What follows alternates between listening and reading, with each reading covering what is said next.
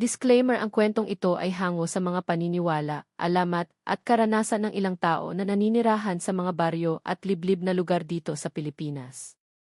Tahimik ang buhay sa baryong San Roque, isang liblib na lugar sa kabundukan ng Visayas. Dito, ang bawat araw ay tila mabagal na dumaraan, ang mga tao ay abala sa pagtatanim ng palay, paghahanap buhay sa bukid, at panghuli ng isda sa ilog na bumabaybay sa gilid ng baryo. Bagamat payak ang pamumuhay, hindi maikakaila na ang komunidad ay mahigpit na kumakapit sa mga lumang paniniwala at tradisyon. Sa bawat sulok ng baryo ay may kwento ng kababalaghan. Sa tuwing dapit hapon, kapag ang araw ay unti-unting lumulubog sa likod ng bundok, maririnig ang mga matatanda na nagkukwento tungkol sa mga aswang, mga nilalang na sumisipsip ng dugo at nagtatago sa anyo ng karaniwang tao. Ang mga bata naman, bagamat takot, ay nakikinig ng tahimik. Alam nilang dapat nilang tandaan ang mga kwento bilang babala. Sa ganitong kapaligiran lumaki si Ernesto, ang pangunahing tagapagsalaysay ng ating kwento. Si Ernesto ay isang simpleng magsasaka. Mahaba na ang kanyang karanasan sa pagtatanim at pagtulong sa kanyang komunidad. Ngunit higit sa lahat, siya ay kilala bilang tapat na kaibigan. Isa sa pinakamalapit niyang kasama ay si Rol, isang masayahin at masipag na lalaki na halos kasing edad niya. Pareho silang lumaki sa baryo, magkasamang nag-aral sa maliit na eskwelahan, at sabay ding nagtatrabaho sa bukid. Ngunit sa kabila ng katahimikan ng baryo, may mga gabing hindi matahimik ang lahat. Sa ilalim ng buwan, maririnig ang huni ng mga paniki na tila kakaiba, at ang alulong ng aso na walang tigil. Para sa mga taga-baryo, mga palatandaan iyon na may mga nilalang na gumagala, mga aswang na nagbabantay ng kanilang susunod na biktima. Madalas ikwento ng mga matatanda ang isang pangyayari sa kalapit baryo, kung saan may isang dalagang biglang nangayayat at nagkasakit. Hindi siya gumagaling sa kahit anong gamot, at sa huli, natuklasan na siya pala ay nayanggaw na dapuan ng masamang engkanto at pinaghirapan ng mga aswang. Ang tanging nakapagligtas sa kanya ay isang albularyo na dumating mula sa malayong bayan, dala ang mga orasyon, langis, at lakas ng pananampalataya. Sa bawat ganitong kwento, hindi maiwasan ni Ernesto at Rol na makaramdam ng takot, subalit para sa kanila, iyon ay mga alamat lamang na ginagamit upang takutin ang mga bata. Sa kanilang isip, ang mas dapat katakutan ay ang hirap ng buhay at ang gutom na dala ng tagtuyot. Ngunit ang lahat ng iyon ay mababago ng biglaan. Nagsimula ang lahat isang hapon matapos ang ani. Habang sila ni Rol ay nagpapahinga sa ilalim ng puno ng mangga, napansin ni Ernesto na tila matamlay ang kaibigan. Hindi ito makakain, pawis na pawis kahit malamig ang hangin, at tila ba may malalim na iniinda. Rol, ayos ka lang ba? Tanong ni Ernesto. Napilitan itong umiti ngunit agad ding iniling ang ulo. Siguro pagod lang, tol. Saka na lang ako babawi ng lakas. Akala ni Ernesto, iyon ay simpleng pagod lamang. Ngunit kinabukasan, mas lumala pa ang kalagayan ni Rol. Ang dating malakas na katawan ay biglang nanghina. Ang kanyang mga mata ay nagdilim at nagkaroon ng malalalim na guhit sa mukha, para bang ilang linggo na siyang hindi natutulog. Ang kanyang pamilya ay labis na nag-alala at agad na naghanap ng paraan upang maipagamot siya. Habang tumatagal, napansin ng lahat na kakaiba ang nangyayari. Hindi lang pangkaraniwang sakit ang dumapo kay Rol. May mga gabing maririnig ang kanyang ungol at tila ba may kausap na hindi nakikita. Minsan na may napapansin ng kanyang pamilya na may malalalim na sugat siya sa katawan na para bang kinagat o kinamot ng isang matalim na hayop. Sa puntong ito, nagsimulang mabuo ang hinala ng mga kapitbahay, baka nayanggaw siya ng aswang. Ang mga matatanda sa baryo ay nagkatinginan at nagsimulang magbulungan. May ilan na nagbigay ng suhestyon na tawagin ang isang albularyo bago pa tuluyang mapahamak ang binata. Si Ernesto, bagamat hindi naniniwala noon sa mga aswang, ay nagsimulang matakot. Hindi niya maipaliwanag ang lahat ng kanyang nakikita. Hindi niya rin kayang tiisin na nakikitang unti-unting nawawala ang buhay ng kanyang matalik na kaibigan. Sa mga panahong iyon, nagsimula ang kwento ng ating kasaysayan, isang kwentong maglalantad ng mga sikreto ng baryo, ng tunay na kalikasan ng mga aswang, at ng kapangyarihang taglay ng isang albularyo na magtatangkang iligtas ang isang kaluluwang nanganganib. Mabilis ang naging pagbabago kay Rol. Noong mga unang araw, aakalain ng lahat na simpleng pagod lamang ang kanyang nararamdaman. Sanay naman siya sa mabibigat na gawain sa bukid, at hindi na bago ang pagkakaroon ng lagnat o pananakit ng katawan matapos ang mahabang araw ng pagtatrabaho. Ngunit sa mga sumunod na linggo, napansin ng kanyang pamilya at mga kapitbahay na may kakaiba sa kanyang anyo at kilos. Ang dating masigla at palabirong si Roll ay unti-unting tumahimik. Hindi na siya lumalabas ng bahay ni ayaw sumama sa mga simpleng pagtitipon sa baryo. Ang kanyang balat ay namumutla at tila babawat araw ay pumapayat siya ng mabilis. Bakit parang ang bilis niyang nangayayat? Tanong ng kanyang ina na halos hindi makatulog sa gabi. Isang gabi, habang mahimbing ang tulog ng lahat, nagising si Ernesto sa malakas na sigaw na nagmumula sa bahay ni Roll. Mabilis siyang tumakbo upang alamin kung ano ang nangyayari. Pagdating niya roon, nadatnan niyang hawak-hawak ng pamilya ang katawan ni Roll na nanginginig at nangingisay. Parang may kung anong puwersang dumadaloy sa kanyang katawan. Ang kanyang mga mata ay namumula at ang kanyang hininga ay mabigat na parang hayop na galit. Parang hindi na siya si Roll, mahina ngunit nanginginig na sabi ng kapatid ng binata. Nang matapos ang pagsumpong, himbing na himbing ulit si Roll na para bang walang nangyari. Ngunit iniwan nito ang lahat ng takot at pangamba sa kanilang puso. Hindi iyon karaniwang sakit na kayang ipaliwanag ng mga karaniwang gamot o hilot. Sa mga sumunod na araw, napansin ng pamilya na may mga sugat na lumilitaw sa katawan ni Roll, mga maliliit na kagat na parang mula sa matutulis na ngipin o kuko. Ngunit wala namang alagang hayop na pwedeng gumawa noon at hindi rin lumalabas ang binata sa gabi. Mas lalo tuloy silang natakot at nag-isip, baka nga may masamang espiritu o aswang na gumagapang sa kanilang tahanan tuwing tulog sila. May mga pagkakataong sa kalagitnaan ng gabi ay maririnig nila si Roll na tila ba may kausap. Ang kanyang mga bulong ay mahina, ngunit malinaw na hindi siya nag-iisa. Minsan ay sumisigaw siya ng malakas, "Tigilan niyo ako. Huwag niyo akong dalhin." Na para bang may mga nilalang na pilit siyang hinihila sa dilim. Ang kanyang ina, bagamat nanginginig sa takot, ay paulit-ulit na nagdarasal ng rosaryo sa tabi ng kanyang higaan. "Diyos ko, iligtas mo ang aking anak," iyon ang tanging na ibubulong niya gabi-gabi habang pinagmamasdan ang kanyang anak na unti-unting nilalamon ng isang di maipaliwanag na karamdaman. Habang lumalala ang sitwasyon, nagsimula nang mapansin ng buong baryo ang kakaibang kondisyon ni Roll. May ilan na natatakot lumapit sa kanilang bahay, baka raw mahawa sila ng sumpa. May ilan naman na nagsimulang mag-isip na baka ang mismong pamilya nila ay may tinatagong lihim tungkol sa mga aswang. Dahil sa mga bulong-bulungan, mas lalo lang silang nababalisa. Si Ernesto, bilang matalik na kaibigan, ay hindi na mapalagay. Araw-araw ay dinadalaw niya si Roll, dala ang mga pagkaing inaakala niyang makakatulong upang lumakas ito. Ngunit kahit anong pilit niyang pakainin ay hindi na halos makalunok ang binata. Ang kanyang mga mata ay laging nakapikit at kung dumidilat man, tila laging naguguluhan at nawawala sa ulira. Isang gabi, nakaupo si Ernesto sa gilid ng higaan ni Roll. Bigla na lamang nagmulat ng mata ang kanyang kaibigan at tumitig sa kanya ng diretsyo. Nanginginig ang boses ni Roll nang sabihin, "Ernesto, tulungan mo ako, may humihila sa akin." Sa dilim may mga mata silang pula, may ngipin silang matatalas, nanindig ang balahibo ni Ernesto. Hindi niya alam kung ano ang dapat sagutin.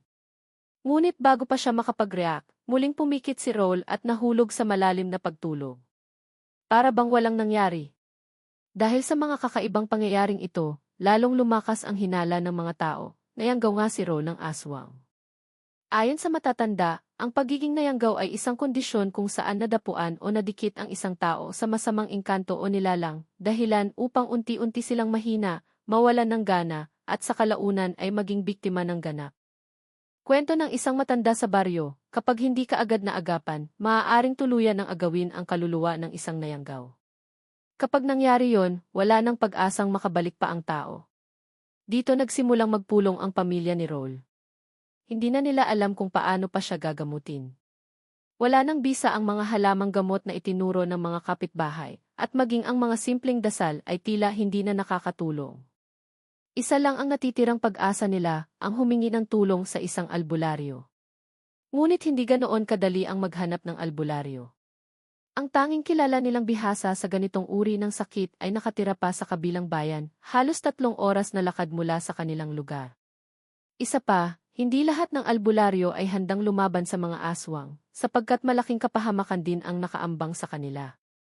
Gayunpaman, buo ang loob ng pamilya ni Roll. Kung hindi natin gagawin ito, baka tuluyan na siyang mawala, ani ng kanyang ama.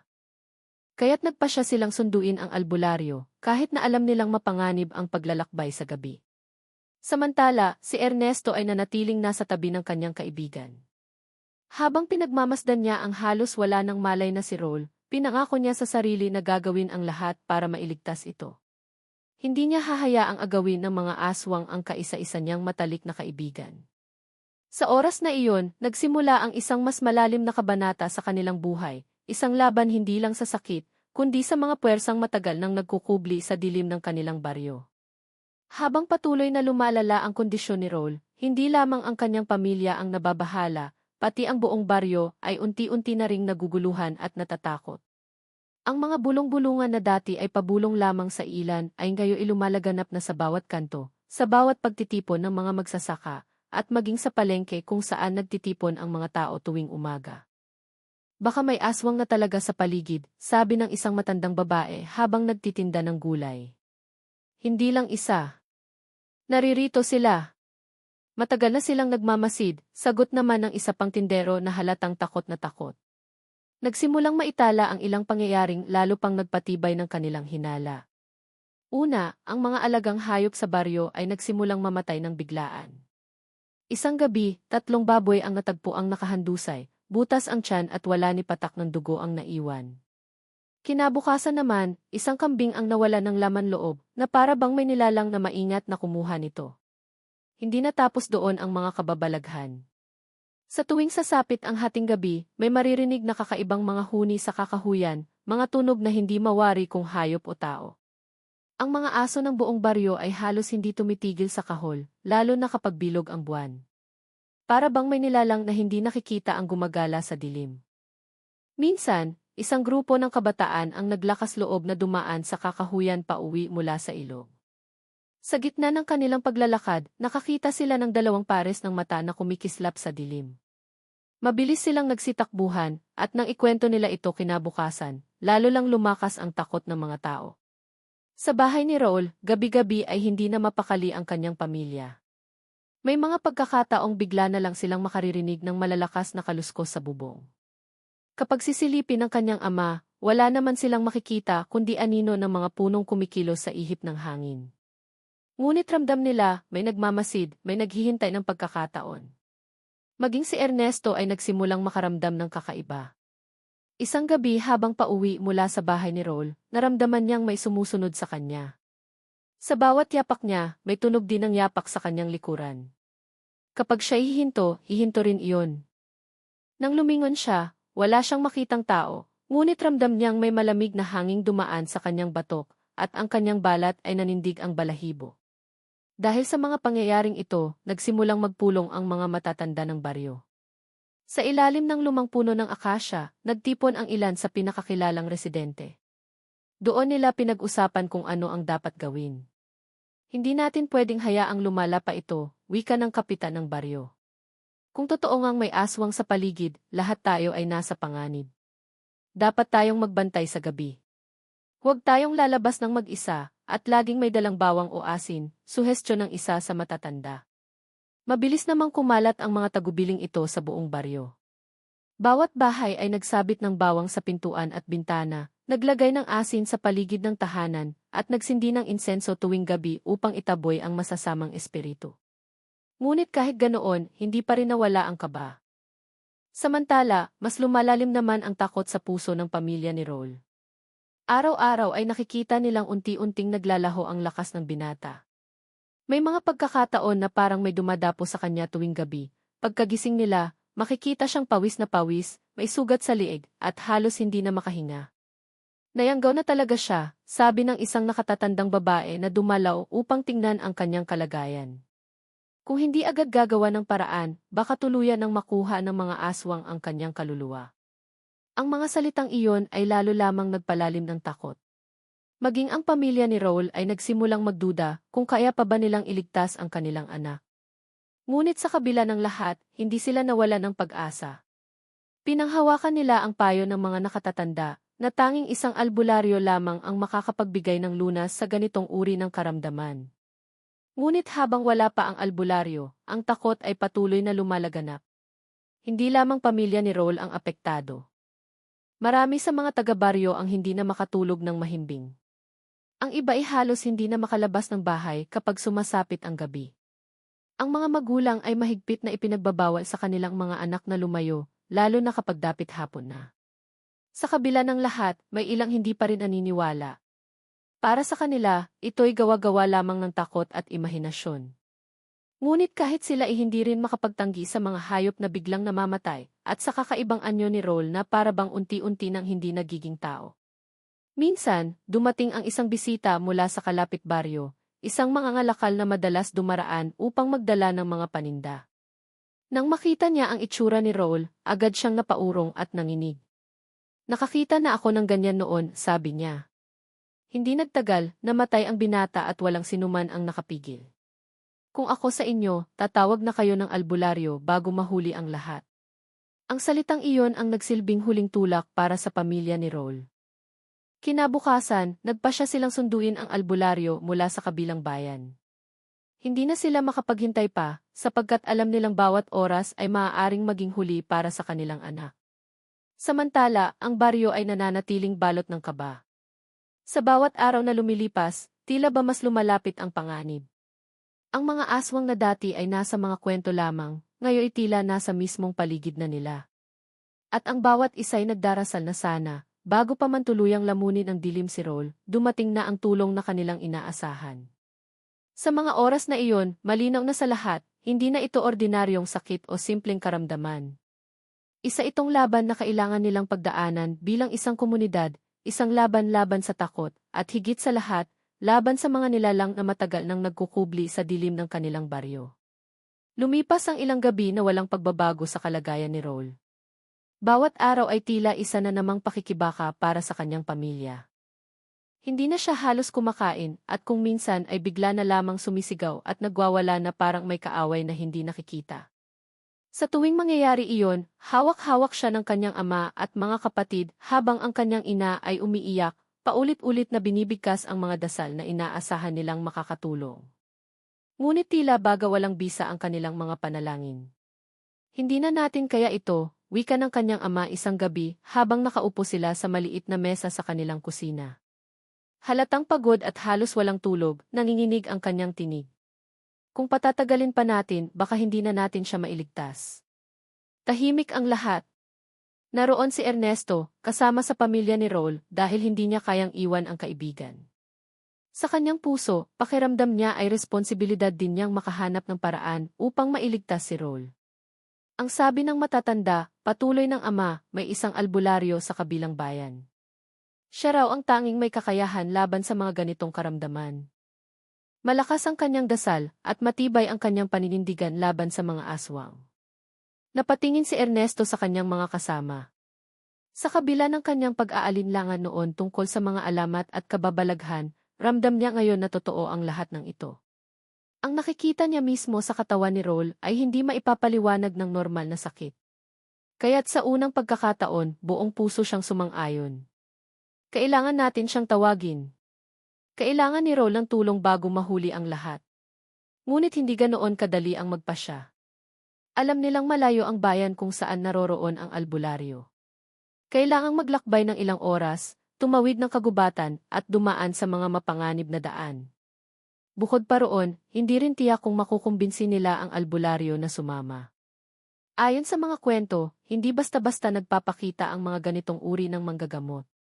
Pipiliin lamang nila kung sino ang kanilang tutulungan. Kung hindi natin susubukan, wala na tayong ibang paraan, dagdag ng ina ni Raul habang pinupunasan ang luha. Mas gugustuhin kong lumakad ng malayo at mapagod kaysa wala tayong gawin para sa anak natin. At doon nagpasya ang pamilya. Kinabukasan ng madaling araw, dalawang kamag-anak ni Raul kasama si Ernesto ang naglakbay patungo sa kabilang bayan upang hanapin ang albularyo. Mabigat ang kanilang hakbang habang tinatahak ang makitid na daan sa kagubatan. Ang hangin ay malamig at ang paligid ay tahimik maliban sa huni ng mga kuliglig. May dala silang mga sulo at bawang bilang proteksyon, gaya ng bili ng matatanda. Sa bawat kaluskos mula sa mga dahon, napapalingon sila, takot na baka may nilalang na nagmamasid sa kanila. Matapos ang halos 3 oras na paglalakad, narating nila ang isang maliit na nayon sa paanan ng bundok.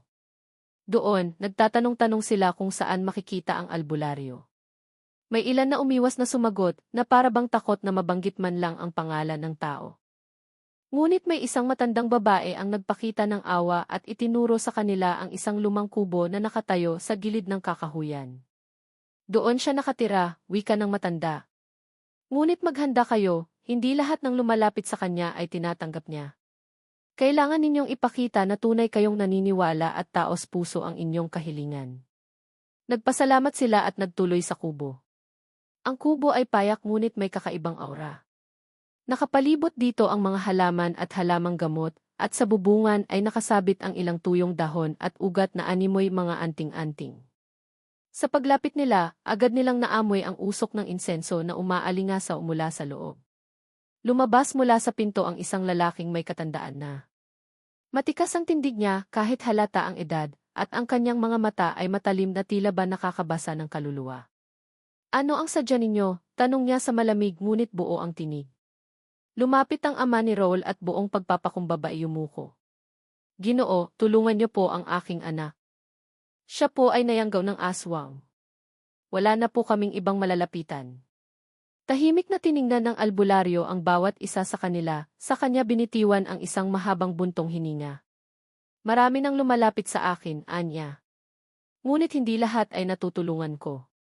Sapagkat ang laban na ito ay hindi lamang sa pagitan ng tao at ng aswang, ito rin ay laban ng pananampalataya, laban sa kasamaan. Kung hindi kayo handang makipaglaban, walang saysay ang aking gagawin. Handa po kami, mabilis na sagot ni Ernesto. Kahit anong mangyari, hinding-hindi namin pababayaan si Raul. Matagal na pinag-isipan ng albularyo ang kanilang kahilingan.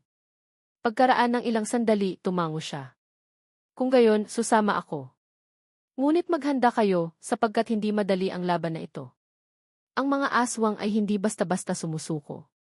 Gagawin nila ang lahat para mapigilan tayo. Naramdaman nilang lahat ang bigat ng kanyang mga salita. Ngunit sa kabila ng takot, nakahinga rin sila ng maluwag. May pag-asa pa si Raul. Kinabukasan, maagang nagsimula ang kanilang paglalakbay pabalik sa baryo. Ang albularyo ay may dalang isang maliit na sisidlan ng langis, ilang pirasong kandila at mga halamang gamot. Sa kanyang balikat ay nakasabit ang isang lumang bag na puno ng mga kagamitan para sa ritual. Tahimik siyang naglalakad, ngunit ang kanyang presensya ay tila nagbibigay ng kakaibang lakas sa lahat ng kasama niya. Pagdating nila sa baryo, sinalubong sila ng pamilya ni Raul na halos maiyak sa tuwa. Maging ang ibang taga-baryo ay nagtipon upang makita ang albularyo. May ilan na humingi na rin ng basbas at proteksyon, takot na baka sila naman ang susunod na puntiryahin ng mga aswang. Ngunit hindi nag-aksaya ng oras ang albularyo. Agad niyang tinungo ang bahay ni Raul at tiningnan ang binata. Mahaba ang kanyang pagmamasid, saka siya tumango. Matindi ang kapit ng mga aswang sa kanya. Ngunit hindi pa huli ang lahat. Kakailanganin natin ng ritual at lahat kayo ay dapat tumulong. Sa mga salitang iyon, nagsimula ang isang bagong kabanata sa kanilang pakikibaka, ang laban na hindi lang para sa buhay ni Raul, kundi para na rin sa kapayapaan ng buong baryo. Pagkapasok ng albularyo sa loob ng bahay ni Raul, agad niyang naramdaman ang bigat ng paligid. Para bang ang mismong hangin ay mabigat at malamig, at ang anino sa mga sulok ng silid ay mas madilim kaysa karaniwan. Nakatayo siya sa may pintuan, hawak ang isang maliit na sisidlan ng langis na nakasabit sa kanyang liig, at matalim ang kanyang tingin sa katahimikan ng silid. Mararamdaman ninyo ba, bulong niya?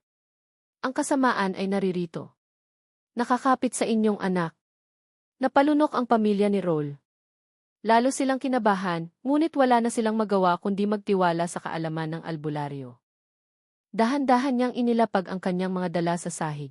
Isang maliit na bote ng langis na tinatawag niyang lana, ilang tangkay ng dahon ng alibhon at sambong, butil ng asin, at 3 kandilang puti. Mayroon din siyang maliit na aklat na puno ng dasal at orasyon na minana pa raw niya sa kanyang ninuno. Ang unang hakbang ay ang pagsusuri, paliwanag niya. Hindi tayo pwedeng dumiretso sa paggagamot nang hindi nalalaman ang tunay na lawak ng kapit ng nilalang na ito. Pinaupo niya ang ina ni Raul sa gilid ng higaan, hawak ang kamay ng anak. Si Ernesto naman ay pinatayo sa ulunan ng binata, upang siya'y maging saksi sa bawat gagawin. Ang iba pang miyembro ng pamilya ay nakapalibot, tahimik at nakikiayon sa bawat bilin. Magsisimula na sana ang albularyo nang biglang dumilat si Roll. Ang kanyang mga mata ay mapula at tila hindi siya ang kanilang kilalang anak. Sa halip na magsalita, isang kakaibang tinig ang lumabas sa kanyang bibig, mababa, garalgal at puno ng galit. Aalis kayo rito, wala kayong karapatan, napatili ang kapatid ni Roll, ngunit agad silang pinakalma ng albularyo. Huwag kayong matakot. Hindi siya ang nagsasalita. Isa itong nilalang na nakakapit sa kanyang katawan. Agad niyang binuksan ang maliit na bote ng langis at ibinuhos ang ilang patak sa noo ni Roll. Habang ginagawa iyon, binibigkas niya ang isang orasyon na hindi maunawaan ng karamihan. Ang mga salita ay kakaiba, parang pinagsamang Latin at sinaunang panalangin. Sa bawat bigkas niya, nag-iba ang kilos ni Roll, nanginginig, nagwawala at nagtatangkang kumawala mula sa higaan. Mas lalong lumalaban, sigaw ng ama. Normal lang yan, tugon ng albularyo. Ibig sabihin, nararamdaman na nila na nadidiscover natin sila.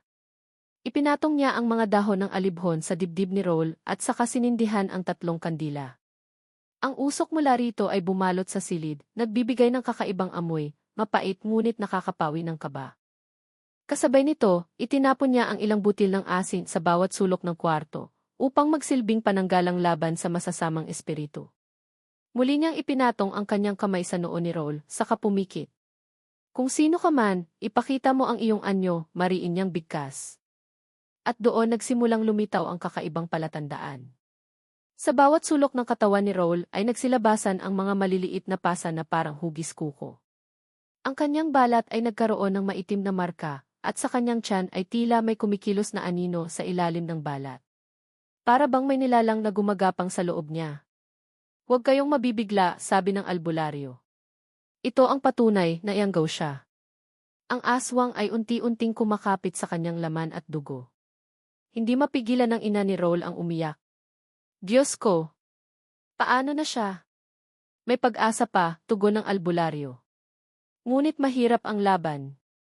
Hindi lamang ito sakit ng katawan, ito ay sumpa ng kaluluwa. Kailangan nating putulin ang ugnayan ng aswang sa kanya bago pa tuluyang maagaw ang kanyang buhay. Muling nagsimula ang ritual. Kumuha ang albularyo ng isang maliit na baso, nilagyan ng langis, at saka inilapit sa bibig ni Roll. Uminom ka, utos niya. Ngunit nagwawala ang binata, pinipilit na itulak ang baso palayo. Agad siyang tinulungan ni Ernesto, hawak ang balikat ng kaibigan habang pinapainom ng albularyo ang langis. Nang sa wakas ay pumasok ito sa kanyang lalamunan, biglang sumigaw si Roll ng ubod lakas, isang sigaw na tila hindi sa kanya nagmula. Kasabay ng sigaw ay ang paglabas ng maitim na likido mula sa kanyang bibig, malapot at mabaho, parang dugo na nabulok. Napaurong ang lahat, takot na takot sa kanilang nakita. Ngunit kalmado ang albularyo. Huwag kayong matakot. Ito ang laso na inilagay ng aswang sa kanyang katawan. Unti-unti na natin itong nilalabas. Matapos iyon, itinuloy niya ang pagbibigkas ng mga dasal. Minsan ay parang humihigop siya ng hangin at saka ibinubuga sa katawan ni Roll na para bang pinapalayas ang anumang espiritu sa loob nito. Ang katawan ng binata ay patuloy na nanginig, ngunit unti-unti itong bumabagal hanggang sa siya ay mapagod at mapahinga. Pagkaraan ng halos 2 oras na ritual, huminto ang albularyo at tumayo. Pawis na pawis siya, ngunit matatag ang kanyang tinig. Kumpirmado! Ang anak ninyo ay nayanggaw nga ng aswang. Ngunit huwag kayong mawala ng pag-asa. Ang magandang balita, hindi pa siya tuluyang nakuha. May pagkakataon pa tayong mailigtas siya. Napasandal ang pamilya, humihinga ng malalim sa kaunting ginhawa. Ngunit dagdag ng albularyo, hindi pa ito ang katapusan. Ang ritual na ito ay simula pa lamang. Ang mga aswang na kumapit sa kanya ay tiyak na magagalit. Magbabalik sila ngayong gabi upang ipaglaban ang kanilang biktima. Kaya't lahat kayo ay dapat maging handa. Tumayo si Ernesto at tiningnan ang albularyo ng diretsyo. Kung ganoon, gagawin ko ang lahat. Hindi ko hahayaang maagaw nila si Roll. Sasamahan kita hanggang sa huli. Mumiti ang albularyo ng bahagya. Maganda ang iyong loob, binata. Ang tapang mo ang magiging sandata natin. Ngunit tandaan mo, hindi lahat ay matatapos sa lakas ng katawan. Mas matindi ang laban ng pananampalataya. Sa gabing iyon, nag-umpisa ang paghahanda para sa mas mabigat na laban. Ang buong baryo ay tila nagising sa katotohanan, ang kanilang mga pinaniniwala ang kwento ay totoo. At sa gitna ng lahat ng iyon, isang albularyo ang magiging tanging pag-asa upang mailigtas hindi lamang ang buhay ni Roll, kundi pati na rin ang kapayapaan ng kanilang komunidad. Dumating ang gabing kinatatakutan ng lahat. Matapos ang ritual ng pagsusuri, ipinag-utos ng albularyo na walang dapat lumabas ng bahay. Ang bawat pintuan at bintana ay tinapala ng bawang at asin, habang sa apat na sulok ng bahay ay nagsindi sila ng kandilang puti. Ang liwanag nito ay hindi lamang nagsilbing ilaw, kundi pananggalang laban sa anumang masamang espiritu na magtatangkang pumasok. Tahimik ang paligid. Tila ba ang mismong kalikasan ay nag-aabang ng mangyayari. Ang mga kuliglig ay biglang tumigil sa pag-awit, at ang mga aso ng baryo ay nagsimula ng tumahol ng walang tigil. May ilan pang ang aso na naguunahan sa pagtakas, para bang may paparating na hindi nila kayang labanan. Sa loob ng bahay, nakaupo ang pamilya ni Roll sa paligid ng higaan. Si Ernesto ay nasa ulunan ng kaibigan, habang ang albularyo naman ay nakapwesto sa may gitna, nakaluhod at patuloy na nagdarasal sa kanyang maliit na aklat ng orasyon. Paminsan-minsan ay isinasaboy niya ang langis at dinuduyan ang dahon ng alibhon na pinapadaan sa usok ng insenso. Ngunit hindi nagtagal, nagsimula na ang mga palatandaan ng pagdating ng mga aswang. Una, may maririnig silang pagaspas ng pakpak sa bubungan, hindi pakpak ng ibon, kundi malalaki, mabibigat, at nakabibinging pagaspas na parang mula sa dambuhalang paniki. Sumunod ay ang malalakas na yabag sa labas, paikot-ikot sa paligid ng bahay. Darating na sila, mahina ngunit matatag na sabi ng albularyo. Huwag kayong matatakot, kahit ano pa ang marinig ninyo. Biglang may kumalabog sa bubong, sunod-sunod, na para bang sinusubukang gibain ang bubungan. Ang mga bata sa pamilya ay napahagulgol, ngunit agad silang niyakap ng kanilang ina. Tahimik lang kayo, bulong ng ina, halos nanginginig din sa takot. Mula sa higaan, nagsimulang mag-ingay si Roll. Nanginig ang kanyang katawan at muli na namang nagbago ang kanyang anyo. Namula ang kanyang mga mata at kumibot ang kanyang labi na tila ba may ibang tinig na gustong lumabas. Sa amin ka na hindi mo na sila makakaya, isang boses ang umalingaw-ngaw mula mismo sa bibig ni Roll, ngunit hindi iyon ang kanyang tinig. Hindi kita hahayaang kunin siya, matapang na sigaw ng albularyo, sabay-sabay ng langis sa katawan ng binata. Agad na nagliyab ang kandila ng mas maliwanag, at ang usok ng insenso ay biglang umikot sa paligid ng silid. Ngunit hindi doon natapos ang lahat. Biglang yumanig ang buong bahay na para bang may dumadagundong na puwersa sa labas. Naramdaman nilang may kumakalabit sa kanilang mga pintuan, at may mga matutulis na kuko na kumakaluskos sa mga bintana. May ilang aninong dumaan sa siwang ng ilaw, mahahaba, payat, at may mga mata na kumikislap na pula. Nagdasal ng mas malakas ang albularyo. Sa ngalan ng may kapal, ako'y humihingi ng lakas upang palayasin ang kasamaan sa lupang ito. Kasabay nito, sinindihan niya ang isa pang kandila at inilagay sa tapat ng pintuan. Biglang sumigaw mula sa labas ang isang matinis na tinig na parang babae, ngunit puno ng galit at sakit sa bawat salita. Hindi mo siya makukuha. Sa amin na siya. Nagpalitan ng sigawan, ang albularyo ay patuloy sa kanyang dasal, samantalang ang nilalang na iyon ay naggangalit mula sa dilim. Ang buong baryo ay tila nagising, at kahit mula sa malayo ay naririnig ng mga tao ang kaguluhan mula sa bahay ni Roll. Sa gitna ng lahat, hindi na nakayanan ni Ernesto ang manahimik lamang. Hawak ang isang kutsilyo na binudbura ng asin, tumayo siya sa may bintana. Nang sumilip siya, nakita niyang may tatlong nilalang na nakatayo sa dilim. Ang kanilang anyo ay nakakatindig balahibo, mahahaba ang buhok, nakalawit ang dila, at ang kanilang mga kuko ay parang pangil ng hayop. Ang kanilang mga matay nag-aapoy sa pula, nakatitig sa loob ng bahay na parang gutom na gutom. Diyos ko, napabulong si Ernesto, nanginginig ang kamay ngunit hindi niya iniwan ang kanyang pwesto. Lumaban ka, binata, sigaw ng albularyo habang patuloy sa pag-orasyon. Hindi lakas ang kailangan mo, pananampalataya. Itinaas ni Ernesto ang kutsilyo, at sa isip niya ay taimtim na nagdasal. Panginoon, iligtas niyo kami. Iligtas niyo si Roll. Biglang may isang nilalang na sumugod sa bintana, pero bago pa man ito makapasok, nagliyab ng malakas ang kandilang nakapwesto doon. Ang apoy ay kumalat na parang pader na hindi nila malampasan. Napaatras ang nilalang, sumisigaw ng galit habang kumukurap ang kanyang anyo na parang usok na tinatangay ng hangin. Sa loob, patuloy ang laban sa katawan ni Roll. Ang kanyang katawan ay pumipilipit at tila ba may aninong lumalabas at bumabalik sa kanyang anyo. Ang albularyo ay nagsaboy ng asin sa kanyang dibdib at nagpatong ng dahon ng alibhon. Lumayas ka! Hindi mo siya pag-aari, sigaw niya. Muling umalingaw ang garalgal na tinig mula kay Roll. Hindi niyo kami matatalo, marami kami, ngunit hindi na tinag ang albularyo. Ang kasamaan ay hindi kailanman magwawagi ilaban sa liwanag. Sa ngalan ng Diyos na makapangyarihan, palalayain kita. At sa huling dasal na kanyang binitiwan, biglang bumalot ang maliwanag na liwanag mula sa kandila. Ang buong bahay ay tila nabalot ng kapusyan, at ang mga nilalang sa labas ay sabay-sabay na nagsisigaw at naglaho na parang usok na tinangay ng hangin.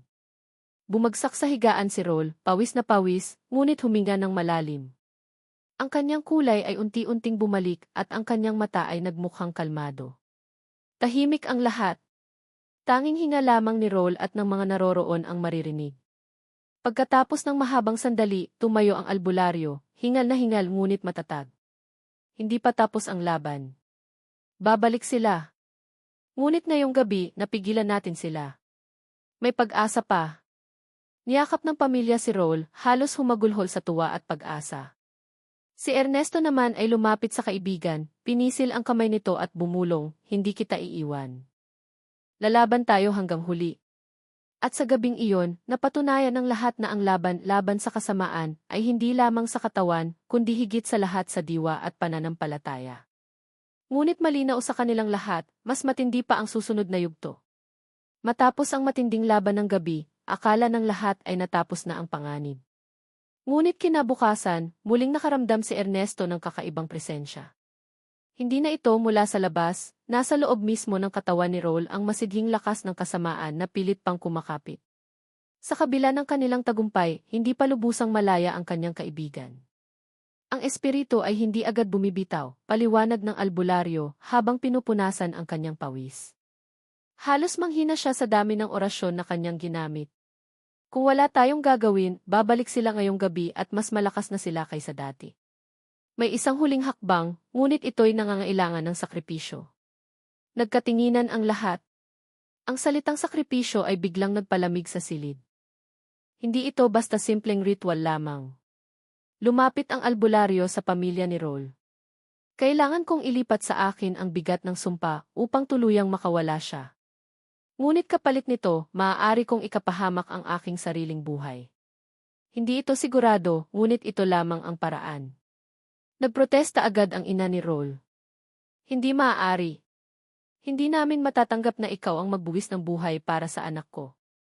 Ngunit mariing tumugon ang albularyo, bilang tagapagtanggol laban sa kasamaan, ito ang tungkulin ko.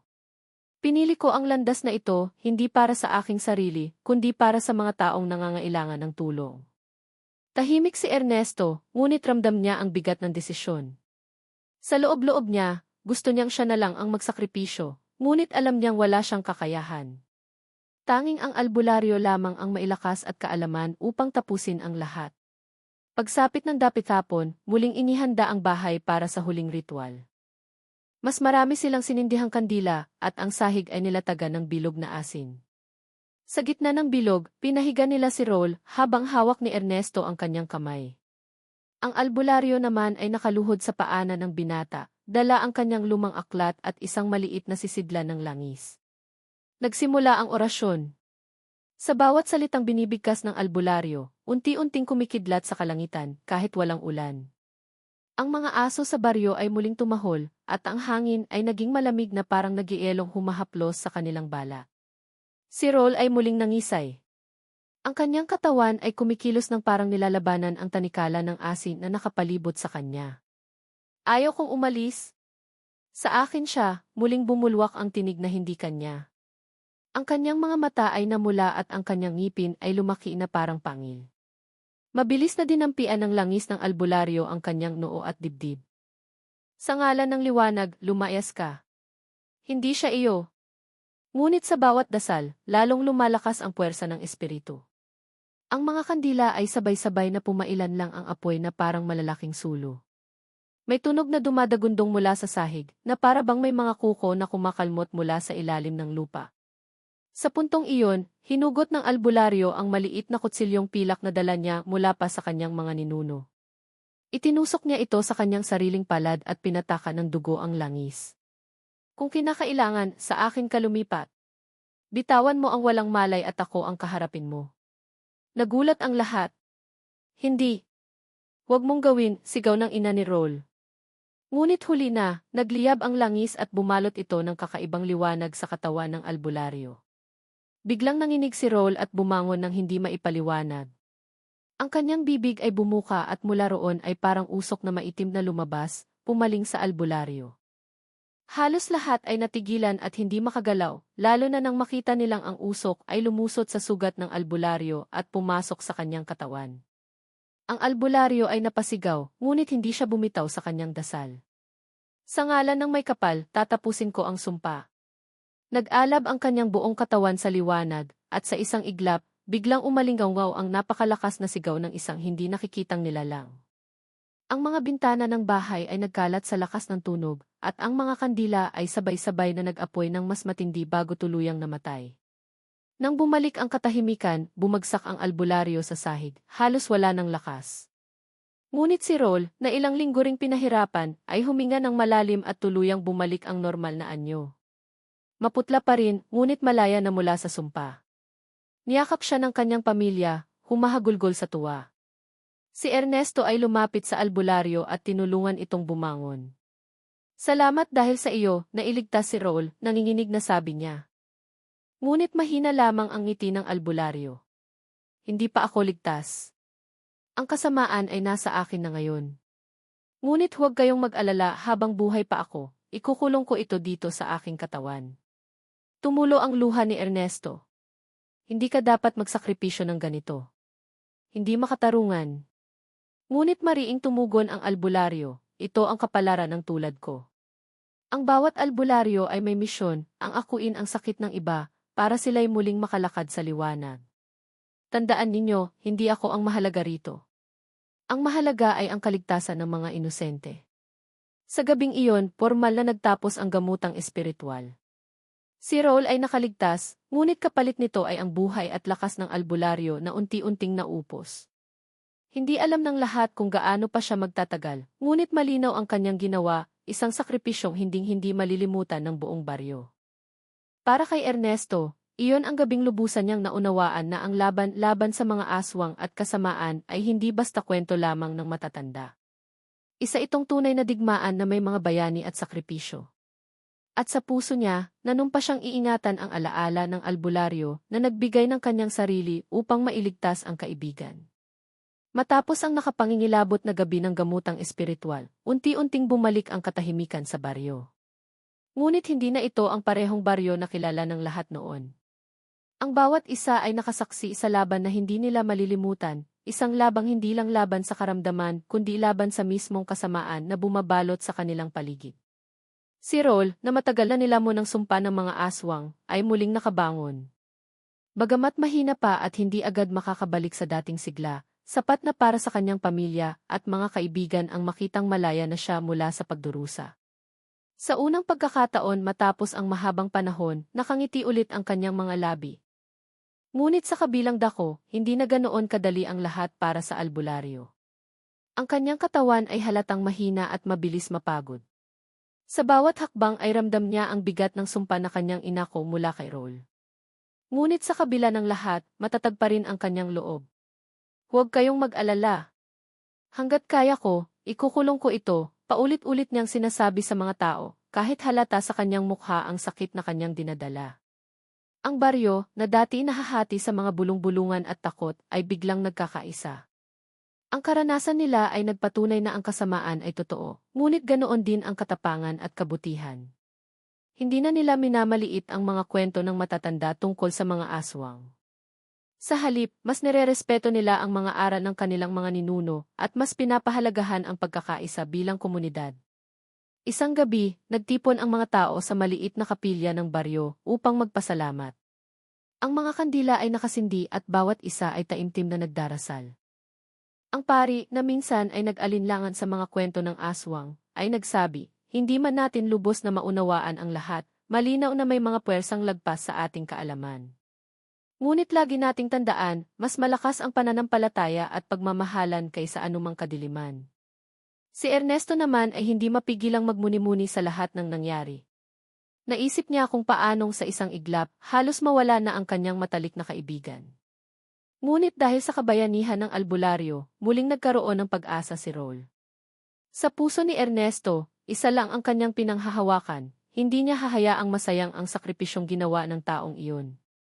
Madalas niyang alalahanin ang sinabi ng albularyo bago matapos ang ritual, ang mahalaga ay ang kaligtasan ng mga inosente. Sa simpleng pangungusap na iyon, natutunan ni Ernesto na ang tunay na kabayanihan ay hindi nasusukat sa lakas o kapangyarihan, kundi sa kahandaang magsakripisyo para sa iba. Sa sumunod na mga linggo, habang unti-unting gumagaling si Raul, napansin ng lahat ang malaking pagbabago sa kanya. Hindi na siya kasing ingay at kasing loko gaya ng dati. Sa halip, mas naging tahimik at mas mapagpasalamat siya sa bawat maliit na bagay. Araw-araw ay nagdarasal siya, at madalas niyang sinasabi, binigyan ako ng ikalawang buhay. Hindi ko sasayangin ito. Ang albularyo, bagamat mahina na, ay nanatili muna sa baryo upang magturo. Ibinahagi niya sa mga nakababatang henerasyon ang kanyang kaalaman tungkol sa mga halamang gamot, mga orasyon, at mga paraan ng pakikibaka sa kasamaan. Alam niyang hindi na siya magtatagal, ngunit nais niyang may susunod na magpapatuloy ng kanyang tungkulin. Maraming kabataan ang lumapit sa kanya upang matuto, kabilang na si Ernesto. Hindi ko man kayang abutin ang galing mo, sabi niya, ngunit gusto kong matutunan ang kahit ilan sa iyong mga kaalaman. Para kung sakaling bumalik ang mga nilalang na iyon, hindi na kami muling mabibiktima. Umiti ang albularyo kahit halatang pagod. Ang mahalaga ay ang puso mo, Hijo. Kung puno ito ng tapang at malasakit, kahit simpleng dasal o pagtulong ay may kapangyarihan. Hindi kailangan ng lahat na maging albularyo, ngunit lahat ay may kakayahang maging ilaw sa gitna ng dilim. Sa paglipas ng mga buwan, unti-unting bumalik sa normal ang buhay sa baryo. Ngunit hindi na ito ang dating normal. Mas nagkaroon ng malasakit ang mga tao sa isa't isa. Sa tuwing may nagkakasakit, sama-sama silang nagdadala ng pagkain, gamot at panalangin. Sa tuwing may nagiging biktima ng kahina-hinalang sakit, hindi na sila natatakot lumapit sa isa't isa upang magtulungan. Ang alaala ng laban kay Raul at sa mga aswang ay nagsilbing paalala na ang buhay ay marupok, at ang kasamaan ay laging nagmamasid. Ngunit higit sa lahat, ito rin ay paalala na ang kabutihan, sakripisyo, at pagkakaisa ang tanging sandata laban dito. Sa huli, isang gabi, habang nakatanaw si Ernesto sa maliwanag na buwan, naalala niya ang lahat ng nangyari. Maraming bagay ang hindi ko pa rin lubos na maintindihan, bulong niya sa sarili. Pero isa lang ang sigurado, hindi natatapos ang laban dito. Hanggat may dilim, may mga taong katulad ng albularyo na handang magsakripisyo upang tayo'y manatiling ligtas. At doon niya napagtanto ang pinakamahalagang aral sa lahat, na sa gitna ng takot at panganib, hindi kailanman nawawala ang pag-asa. Sapagkat laging may liwanag na handang sumalubong sa bawat isa, gaano man kalalim ang dilim na ating nilalakaran. Isa.